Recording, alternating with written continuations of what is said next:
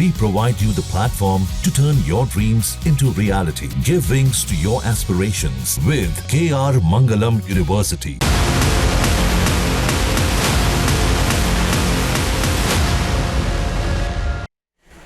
तो उत्तरकाशी के धराली गांव में 5 अगस्त को कुदरत ने कहर बरपाया था।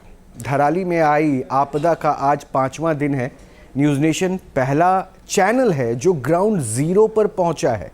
हमारी टीम लगातार ग्राउंड जीरो पर बनी हुई है और लोगों के दुख दर्द को बांट रही है।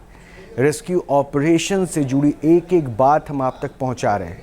हादसे के बाद अब कैसा है धराली का मंजर और क्या कह रहे हैं यहाँ के लोग, एक स्पेशल रिपोर्ट दिखाते हैं।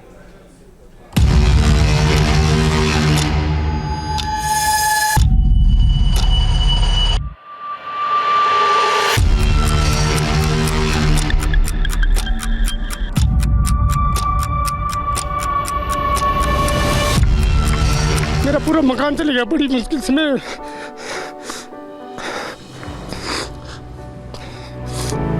बड़ी मुश्किल से मकान बना पाया था।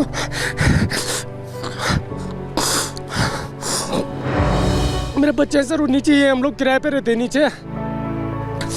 ये भी चला गया सर। मेरा बगीचा था वो भी नहीं है और मेरे पास जमीन भी नहीं है कहीं की। जमीन कहीं नहीं है मेरे पास कि मैं कहीं दूसरी जगह मकान बना पाऊँ।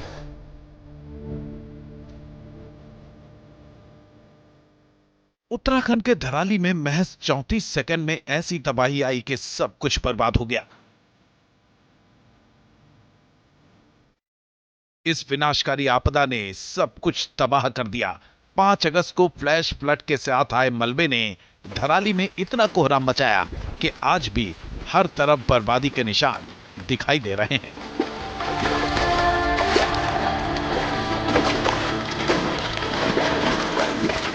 अब इस इलाके में सिर्फ तबाही का मंजर है।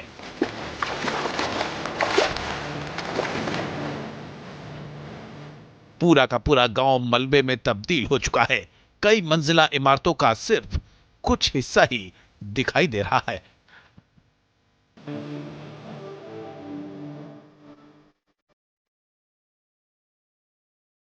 धराली में जो आपदा आई विनाशकारी आपदा थी और जिसने तमाम घरों को बर्बाद कर दिया, तमाम जिंदगियां खत्म कर दी। जहां पर मैं मौजूद हूं ये 3 से 4 मंजिला इमारत है और जिसके छत के ऊपर देखिए ये मलबा है और सामने से खीर गंगा नदी का जो बहाव था वो सब सीधे लेकर के इसके ऊपर से होते हुए गुजरा है। ये जो घर है इसके अंदर तमाम तरह का मलबा जमा है।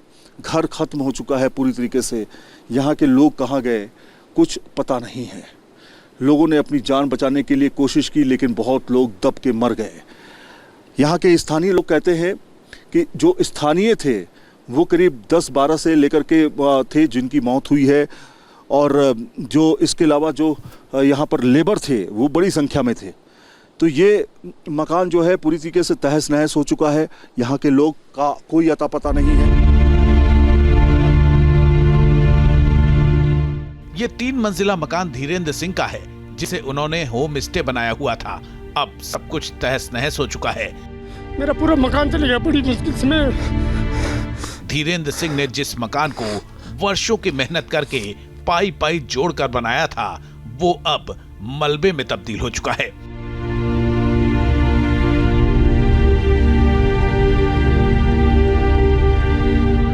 पीछे जो आप 3 मंजिला मकान देख रहे हैं दरअसल ये होम स्टे था और जिनका मकान है ये वो हमारे साथ इस समय मौजूद हैं। थोड़ा सा पास आ जाइए सर। ये बताइए कि ये आपका मकान है? जी जी जी सर। कैसे अब क्या करेंगे सर? अब करना क्या है, एक तो ये है कि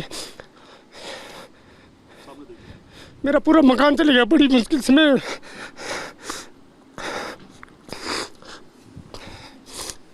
बड़ी मुश्किल से मकान बना पाया था।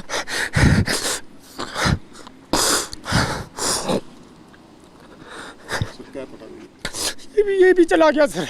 मेरा बगीचा था वो भी नहीं है और मेरे पास जमीन भी नहीं है कहीं की। जमीन कहीं नहीं है मेरे पास कि मैं कहीं दूसरी जगह मकान बना पाऊँ।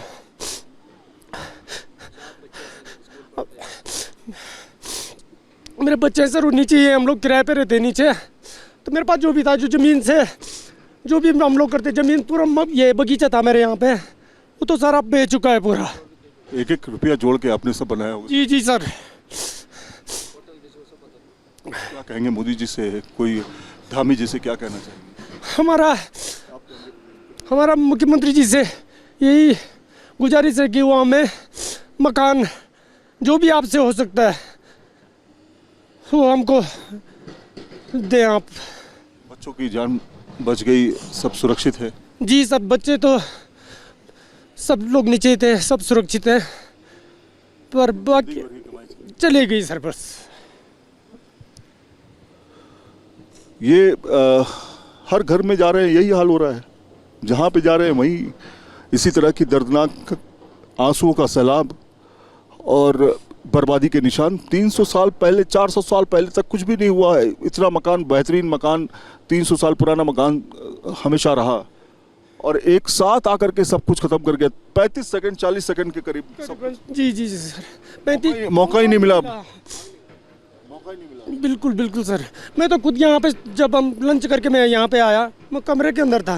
कैसे जान बचाई आपने? सर एक्चुअली में क्या हुआ, मैं तो अंदर था, जैसे मैं सोने की तैयारी में था, वैसी फ्लड आवाज़ सुनी तो मैं बाहर आया तो फ्लड निकल चुका था, मेरी बार पहला फ्लड निकल चुका था। मैं नीचे देखा तो पूरा तबाह था। मैं ये साइड की गली से बड़ी मुश्किल से जान बचाकर भागा। जब आपने मकान देखा आकर के तो कान की किसको थी सर उस टाइम तो ये था कि क्या हो गया, ये कितने लोग हैं, क्या है, जान बच जाए बस। जान बच जाए बस, ये बड़ी बात थी उस टाइम। जान बच गई, सुरक्षित हैं, ये बहुत बड़ी बात है। लेकिन ज़िंदगी भर की जमा पूंजी ख़त्म हो चुकी है। वो एक एक रुपया जो आप भविष्य के लिए जोड़ते हैं, बच्चों के लिए जोड़ते हैं, वो सब कुछ ख़त्म हो गया, पूरा ख़त्म हो चुका है सर। कैसे करेंगे आप कुछ? अब देखो भगवान क्या करते हैं। इस इलाके में कुछ मकान तो ऐसे भी हैं जिनका नामो निशान तक नहीं बचा है। तस्वीरें देखकर कोई अंदाजा भी नहीं लगा सकता कि कभी यहाँ इमारतें हुआ करती थी, एक बड़ा बाजार हुआ करता था जहाँ लोगों की चहल पहल रहती थी।